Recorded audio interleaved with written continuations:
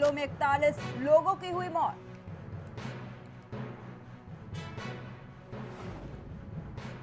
आज निकाली जाएगी जगन्नाथ यात्रा। कोरोना नियमों का पालन करते हुए निकाली जा रही है जगन्नाथ यात्रा।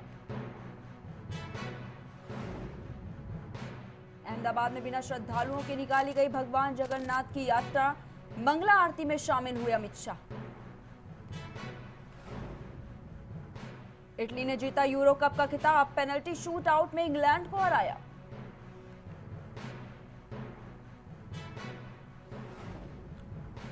दिल्ली में विकराल हुई पीवीसी गोदाम में लगी आग। फायर ब्रिगेड की 40 गाड़ियां मौके पर मौजूद।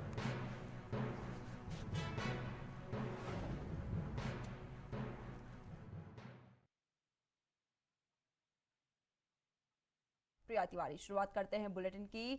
अलकायदा से जुड़े 2 आतंकियों के रविवार को लखनऊ में पकड़े जाने के बाद खलबली मच गई है। ADG law and order Prashant Kumar ने प्रेस कॉन्फ्रेंस में इनके खतरनाक इरादों का खुलासा कर दिया। एडीजी ने बताया कि आतंकी मिनहाज अहमद और मसरुद्दीन ने 15 अगस्त से पहले लखनऊ सहित उत्तर प्रदेश के आधा दर्जन शहरों को दहलाने की साजिश रची थी। प्रशांत कुमार के साथ IG ATS doctor GS Goswami ने बताया कि आतंकी मिनहाज और मसरुद्दीन ने लखनऊ में ही प्रेशर कुकर बम की खेप तैयार करने के साथ ही 12 अगस्त से पहले लखनऊ, वाराणसी, प्रयागराज, आगरा, मेरठ, बरेली व अयोध्या को दहलाने की योजना बना ली थी। इन दोनों आतंकवादियों का कानपुर कनेक्शन भी सामने आया है।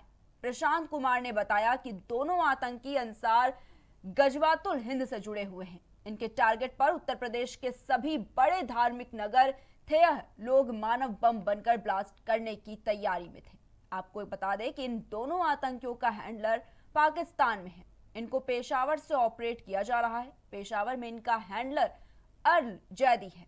इनके मददगार लखनऊ व कानपुर के लोग भी हैं। साथ ही इनके तार पाकिस्तान से भी जुड़े हुए हैं। यह दोनों धमाके के लिए विस्फोटक जमा कर रहे थे। वहीं लखनऊ में मिनहाज के घर से भारी विस्फोटक बरामद हुआ है।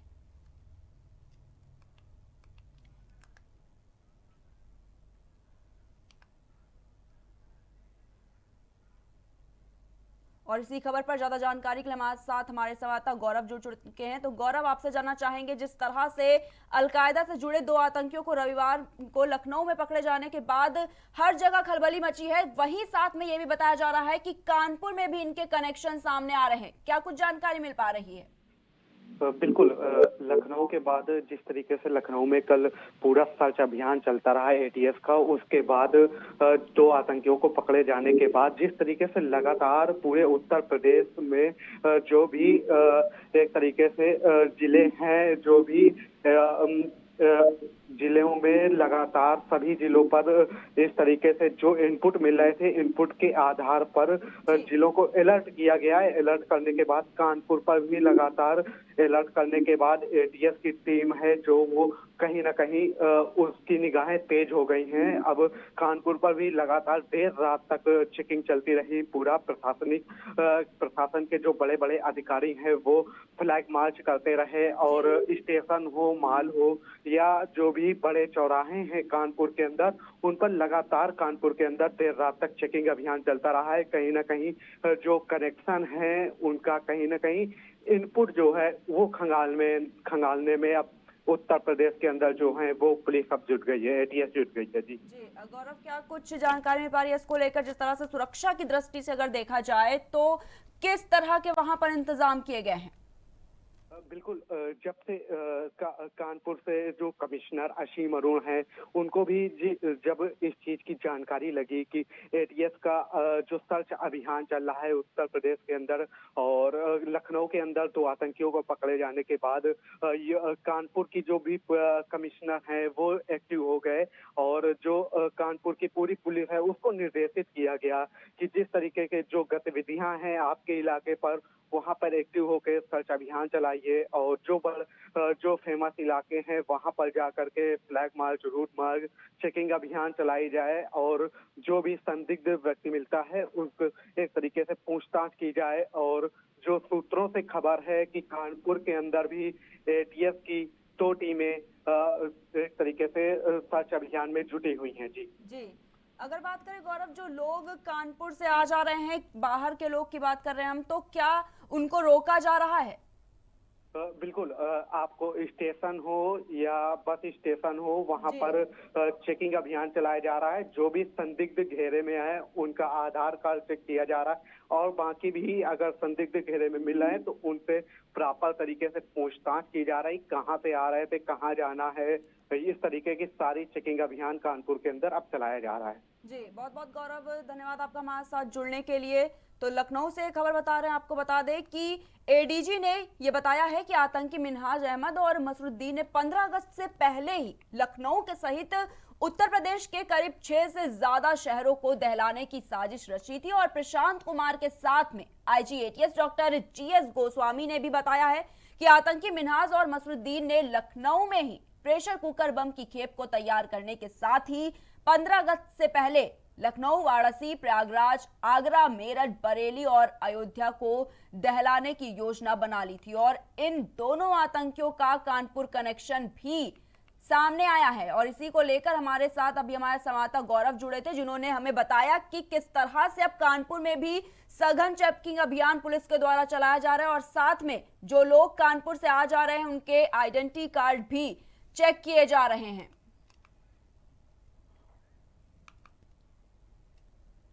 रुक करते अगली खबर की ओर। खुफिया एजेंसियों ने पाकिस्तान इंटेलिजेंस एजेंसी आईएसआई के देश में रेल धमाका कराने की गहरी साजिश रचने जाने की सूचना दी है, जिसके बाद उत्तर प्रदेश में भी ट्रेनों की सुरक्षा को लेकर अलर्ट जारी किया गया है।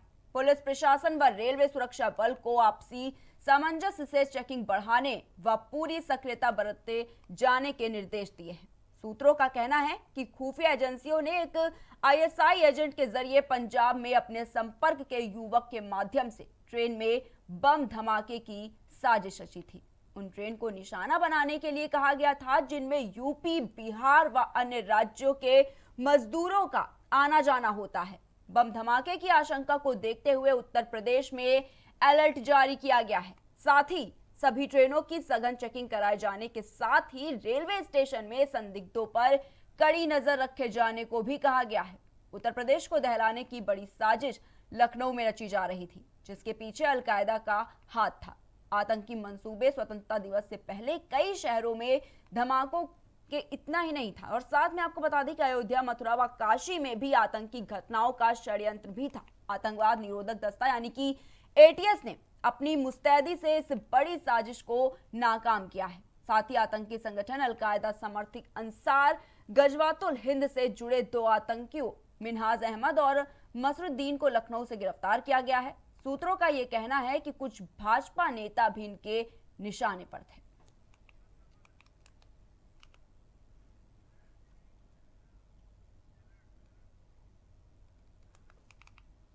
और इसी खबर पर ज्यादा जानकारी के लिए हमारे साथ फोन लाइन पर जुड़ चुके हैं हमारे संवाददाता शिवा शर्मा। तो शिवा, आपसे जानना चाहेंगे, जिस तरह से खुफिया एजेंसियों ने पाकिस्तान इंटेलिजेंस एजेंसी आईएसआई ने देश के में रेल धमाके कराने की गहरी साजिश का पर्दाफाश किया है, तो किस तरह से अलर्ट जारी किया गया है?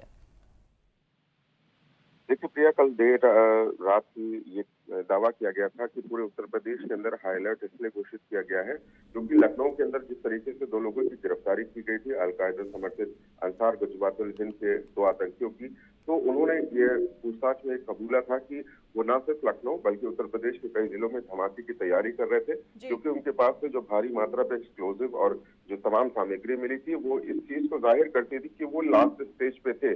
और खुद एडीजी एलओएल प्रशांत कुमार ने इस बात का दावा किया था कि आने वाले 15 अगस्त के दिन वो कई लखनऊ के चिन्हित इलाकों में ब्लास्ट करने वाले हैं। और उसको देखते हुए जो गिरफ्तारियां की गई थी, उन्होंने इस बात को कबूला था कि उनके साथ कई ऐसे लोग हैं जो इस ब्लास्ट में शामिल थे। हालांकि उनकी गिरफ्तारी नहीं हो चुकी है। इसके लिए तमाम जो एटीएस की टीमें हैं वो अलग अलग जिलों में, अलग अलग इलाकों में छापेमारी कर रही है। तो इस बात का कयास लगाया जा रहा है कहीं ऐसा ना हो कि गिरफ्तारी होने के चलते वो कहीं किसी जगह पर ब्लास्ट कर दे। तो उसके लिए तमाम इंटेलिजेंस इनपुट के बाद एजेंसियों को अलर्ट पर रखा गया है कि किसी भी तरीके की अनहोनी ना हो पाए। उसके लिए जो तमाम तरीके के इंटेलिजेंस इनपुट है उनको इकट्ठा किया जाए। कोई भी संदिग्ध व्यक्ति दिखता है तो उसकी गिरफ्तारी और उसको डिटेन किया जाए। तो कई ऐसी जगहों को महत्वपूर्ण, चाहे वो अयोध्या हो, मथुरा हो, लखनऊ हो, कानपुर हो या इलाहाबाद हो, जी। ऐसे तमाम महानगरों को बहुत ज्यादा सतर्क रहने के लिए कहा गया है और इंटेलिजेंस एजेंसी के माध्यम से ये पुलिस को सुनिश्चित किया गया है कि वो पूरी तरीके से तमाम संदिग्ध लोगों के ऊपर नजर रखे, ताकि अगर इस तरीके का कोई भी व्यक्ति दिखता है तो उससे पूछताछ की जाए। जी, जिस तरीके से बताया जा रहा है कि रेलवे स्टेशन पर भी धमाके की साजिश रची जा रही थी, तो शिवा, किस तरीके से अब देखा जा रहा है, किस तरह की चेकिंग की जा रही है रेलवे स्टेशनों पर? देखिए, रेलवे स्टेशन चौकी खास तौर पर वहां पर भीड़भाड़ वाला इलाका होता है और सबसे पहले प्राथमिकी यही होती है आतंकवादियों की कि ऐसी जगहों को नुकसान पहुंचाया जाए जहां बहुत ज्यादा आबादी वाला एरिया हो। तो सीसीटीवी के माध्यम से, इंटेलिजेंस इनपुट के माध्यम से जो सीआरपीएफ और आरपीएफ की जो टीम होती है उनको अलर्ट पर रखा गया है कि इस यात्रियों के साथ साथ अगर किसी भी संदिग्ध व्यक्ति को अगर उनको नजर आता है तो उनको डिटेन किया जाए, क्योंकि जो 2 लोग गिरफ्तार किए गए थे, मिनाज अहमद और मसरूद्दीन उर्फ मुशीर, ये इन लोगों ने पुलिस को इस बात के लिए जरूर ये अपनी पूछताछ में बताया है कि तमाम जो ऐसे लोग हैं उनके पास अभी भी एक्सप्लोजिव हैं जो उनके अलग अलग ठिकानों पर रखे हुए हैं। हालांकि अभी कोई ब्लास्ट की तैयारी नहीं थी, वो आने वाले 15 अगस्त के दिन ही उनको ब्लास्ट करना था, लेकिन किस तरीके के एक्सप्लोजिव हैं, कितना वो खतरनाक है और खास तौर से रेलवे स्टेशन की बात की जाए, बस स्टैंड की बात की जाए और जो घनी आबादी वाले जो इलाके हैं उनमें किस तरीके के लोग हैं उनके साथ बसे हुए हैं और किस तरीके की उनकी सोच है, तो तमाम चीजों को मद्देनजर रखते हुए ये जरूर कहा गया है कि पुलिस को खास तौर से इंटेलिजेंस एजेंसी के साथ मिलकर के काम करना है और ऐसी भीड़भाड़ वाले इलाकों में उनको सतर्क रहने के लिए कहा गया है कि ऐसा कोई भी संदिग्ध, हालांकि ये नाम डिस्क्लोज नहीं किए गए हैं कि जो आतंकी जो गिरफ्तार किए गए उनके साथ कौन कौन लोग हैं, लेकिन उनके साथ जितने भी लोग हैं उन सबकी निगरानी के लिए इनपुट लेकर के एजेंसी और पुलिस साथ में काम करे और उनकी गिरफ्तारी सुनिश्चित करे। जी, शिवा, जैसा कि कहा जा रहा है कि इसमें कुछ भाजपा नेता भी इनके निशाने पर थे, तो इसको लेकर क्या कुछ जानकारी मिल पा रही है? देखिए, इस बात को लेकर के कल एडीजी एलओ प्रशांत कुमार से जरूर पूछा गया था कि भारतीय जनता पार्टी के जो तमाम फायर ब्रांड लीडर हैं, जो नेता हैं, उनको अगर निशाने पर रखा गया है तो वो कौन कौन से ऐसे लोग हैं। तो हालांकि उन्होंने साफ तौर से इस बात को खारिज कर दिया गया था कि अभी पूछताछ में इस तरीके की कोई बात सामने नहीं आई है, लेकिन जो उनसे अभी जो इनपुट्स निकले हैं गिरफ्तार आतंकियों के पास से, हालांकि उसको वो डिस्क्लोज नहीं करना चाहते हैं, लेकिन जरूर ऐसे कोई नाम जरूर होंगे जो फायर ब्रांड नेता के लिए एक मुश्किल खड़ी कर सकते हैं। कुछ ऐसे नाम हैं जिनको अभी डिस्क्लोज करना बहुत ज्यादा सही नहीं है, तो जरूर भाजपा नेता होंगे जरूर जो फायर ब्रांड लीडर हैं, जो उत्तर प्रदेश के अंदर एक संगठित अपराध को रोकने के लिए लगातार काम कर रहे हैं सरकार की नीतियों पर, तो उनकी सुरक्षा के लिए भी इंटेलिजेंस इनपुट दिए गए हैं कि उनकी पुलिस जो सिक्योरिटी है, पुलिस के साथ साथ जो उनकी Z+ या Y+ जो सिक्योरिटी है उनको बढ़ा दिया जाए। तो जरूर कहीं ना कहीं कुछ ऐसे तमाम नेता होंगे जिनकी सिक्योरिटी को मद्देनजर रखते हुए उनकी सुरक्षा जो है वो बढ़ा दी गई है। जी, बहुत बहुत शुक्रिया शिवा आपका हमारे साथ जुड़ने के लिए। तो इस खबर पर ज्यादा जानकारी के लिए हमारे संवाददाता शिवा शर्मा जुड़े थे, जिन्होंने बताया कि किस तरीके से जो रेलवे स्टेशन और बस अड्डे हैं वहां पर सघनता से चेकिंग अभियान ये चलाया जा रहा है। आपको एक बार फिर से बता दें कि खुफिया एजेंसियों ने पाकिस्तान इंटेलिजेंस एजेंसी SII के देश में रेल धमाका कराने की गहरी साजिश रचे जाने की सूचना दी और साथ ही साथ जिसके बाद अब उत्तर प्रदेश में भी ट्रेनों की सुरक्षा को लेकर अलर्ट जारी किया गया है। पुलिस प्रशासन व रेलवे सुरक्षा बल को आपसी सामंजस्य से चेकिंग बढ़ाने व पूरी सक्रियता बरते जाने के निर्देश दिए हैं। वहीं सूत्रों का यह कहना है कि खुफिया एजेंसियों ने एक ISI एजेंट के जरिए पंजाब में अपने संपर्क के युवक के माध्यम से ट्रेन में बम धमाके की साजिश रची थी और उन ट्रेनों को निशाना बनाने के लिए कहा गया था जिनमें यूपी, बिहार व अन्य राज्यों के मजदूरों का आना जाना लगा रहता है।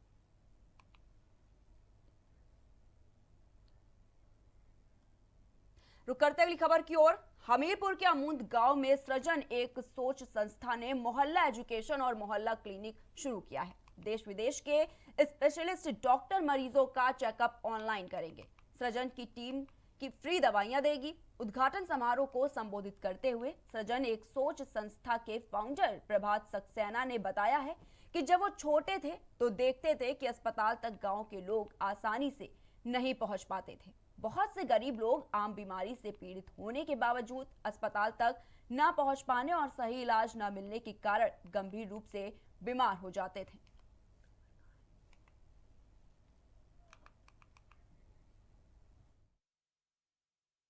और जो हमने अमूद में एक नई शुरुआत की है फ्री शिक्षा की और फ्री स्वास्थ्य सुविधाएं मुहैया कराने की। इसके अंतर्गत हम बच्चों को टेक्नोलॉजी के माध्यम से देश विदेश के अध्यापकों द्वारा पढ़ाई कराएंगे और जो गांव के लोग हैं उनका प्राथमिक उपचार हम कोशिश करेंगे अच्छे से अच्छे डॉक्टर्स के द्वारा देश और विदेश में जो डॉक्टर्स हैं उनके द्वारा करा सकें और उनको जो प्राथमिक इलाज की दवाइयां हैं वो गांव में ही मुफ्त में मुहैया कराई जाएंगी। इस क्रम में अमूद गांव में ये सेंटर की शुरुआत हुई है और अमूद गांव के आसपास के 5 से 10 गांव। वहीं आगरा में आकाशीय बिजली ने कहर ढाया है। बारिश के बाद अचानक आकाशीय बिजली गिरी, उससे काफी नुकसान हुआ है। बिजली गिरने से किसान की 2 भैंसों की मौत हो गई है। वहीं करीब 6 से ज्यादा पक्षियों की भी मौत हो गई है। ग्रामीणों में बिजली गिरने से काफी ज्यादा अफरा तफरी मच गई है। आज तहसील फतेहाबाद की ग्राम पंचायत हिमसरी के उपग्राम नगला मुक्ता में आज आकाशीय बिजली गिरने से एक किसान परिवार के ऊपर आफत मंडराई है और उनके 2 भैंस खत्म हो गई हैं। यही मौके पर आकर क्षेत्रीय लेखपाल जी से भी बात हुई है तो उन्होंने इस परिवार को हर संभव मदद के लिए कहा गया है और मौके पर इस पेड़ पर जो आकाशीय बिजली गिरी है उस पर पक्षी भी बैठे थे। दर्जनों पक्षियों की भी इस आकाशीय बिजली गिरने से मौत हुई है। सरकार से और प्रशासन से बस यही अपील करना चाहेंगे कि इस गरीब परिवार को जो भी शासन से आर्थिक मदद हो वो जल्दी से। वहीं उत्तर प्रदेश में रविवार को झमाझम बारिश से उमस भरी गर्मी से राहत तो मिली, लेकिन लोगों पर बिजली का कहर ढा गया है। राज्य के कई जिलों में वज्रपात से 41 लोगों की मौत हो गई है, जबकि 32 से ज्यादा लोग झुलस गए हैं। सिर्फ प्रयागराज में ही 14 लोगों की जान चली गई है, जबकि 4 लोग झुलस गए हैं। कौशाम्बी में 4 और प्रतापगढ़ में 1 व्यक्ति की मौत हुई है। वहीं फतेहपुर में 3 महिलाओं सहित 5 और कानपुर देहात में महिला सहित 5 ने दम तोड़ा है। उन्नाव में चचेरे भाई बहन की मौत हो गई है। वहीं मुख्यमंत्री योगी आदित्यनाथ ने प्रयागराज जिले की तहसील कोरांव, बारा, करछना तथा सोरांच में बिजली गिरने की घटना से हुई जनहानि पर गहरा शोक व्यक्त किया है। उन्होंने दिवंगतों के परिजनों को अनुमन्य राहत राशि तत्काल वितरित किए जाने के निर्देश दिए हैं। मृतकों के शोक संतप्त परिवारों के प्रति संवेदना भी व्यक्त की है। वहीं तहसील फूलपुर व सोरांव में घायलों का उपचार कराने के भी निर्देश दिए गए हैं। कौशाम्बी के चायल व मंझनपुर तहसील में 2-2 लोगों की मौत हुई है। अपर जिलाधिकारी मनोज कुमार ने जानकारी दिया है कि प्रतापगढ़ में और लालगंज तहसील क्षेत्र में धान की रोपाई कर रहे युवक की बिजली गिरने से जान चली गई। यहां 5 अन्य लोग झुलस भी गए हैं। हालांकि उनकी हालत खतरे से बाहर बताई जा रही है। संगम नगरी में 3 बजे तक कभी तेज तो कभी मध्यम बरसात होती रही। शाम 6 बजे तक कुछ जगहों पर बूंदाबांदी जारी थी। इससे उमस से राहत मिली है, लेकिन इससे पहले जून के दूसरे सप्ताह में जोरदार बारिश हुई थी, फिर क्रम थम सा गया था।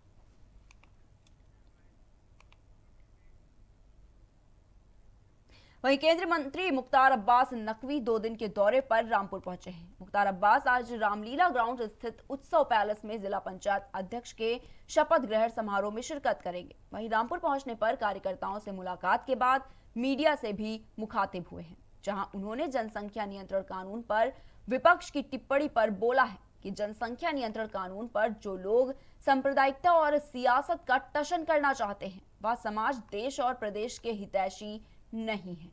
कोई भी देश जनसंख्या विस्फोट को नजरअंदाज नहीं कर सकता है। उत्तर प्रदेश सरकार के इस व्यवस्था का स्वागत जरूर करना चाहिए।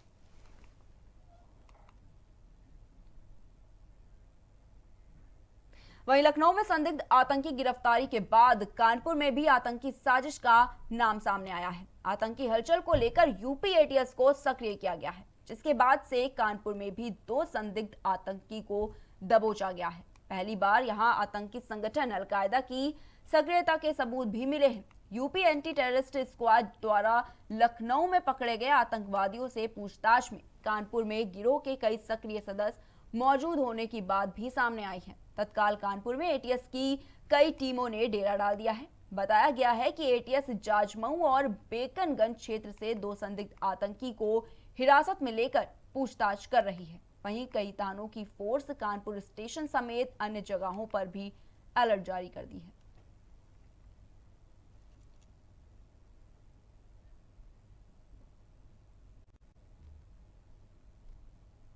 फिलहाल के बुलेटिन में इतना ही। देश दुनिया की तमाम बड़ी खबरों को देखने के लिए देखते रहिए प्राइम टीवी।